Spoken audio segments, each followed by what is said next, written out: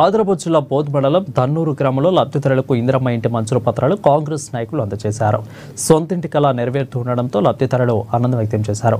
గత 10 ఏళ్ల కాలంలో బీఆర్ఎస్ ప్రభుత్వం గరీబులను పట్టించుకున్న పాపన పోలేదని, 10 ఏళ్ల పాటు ప్రజలను మోసం చేస్తున్న పప్పం గడిపారని అన్నారు.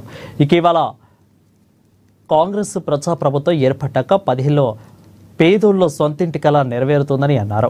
ప్రతిపక్ష పార్టీలు మాయమాటలు ప్రజలెవరూ కూడా నమ్మడం లేదని అన్నారు. ప్రజలందరూ ముఖ్యమంత్రి రేవంత్ రెడ్డి ప్రజాప్రభుత్వానికి అండగా ఉన్నారని తెలిపారు. మరో 10 ఏళ్లలో కూడా రాష్ట్రంలో కాంగ్రెస్ ప్రభుత్వం ఉంటుందని, పేదలు ప్రజాప్రభుత్వానికి అండగా ఉంటారని అన్నారు. వందనాలు. మరి 10 సంవత్సరాలు ఇప్పుడు ఏం లేకుండా 30 సంవత్సరాల నుంచి మాకు ఇల్లు లేకుండే, మా గొర్రెలు ఉన్నట్టుండే, నీళ్ళు వచ్చినా కానీ ఎవ్వరు కూడా మాకు సహకరించలేరు. మరి ఇప్పుడు కాంగ్రెస్ ప్రభుత్వం వచ్చింది, రేవంత్ రెడ్డి విషయాన మాకు ఇల్లు వచ్చింది. రేవంత్ రెడ్డికి ఆ పార్టీకి మనస్ఫూర్తిగా వందనాలు. 10 సంవత్సరాలు కూడా తెలంగాణ వచ్చినప్పుడు కూడా మాకు ఏది అందలేదు, ఇప్పుడు ఇచ్చిండ్రు. వందనాలు రేవంత్ రెడ్డి.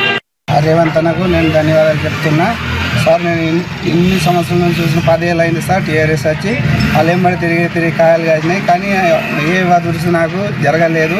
ఇప్పుడు నాకు రేవంత్ అన్న ఒక ఇందిరమ్మ ఇల్లు వచ్చింది. ఇందిరమ్మ ఇల్లు వచ్చింది. ధన్యవాదాలు చెప్తున్నా సార్. నేను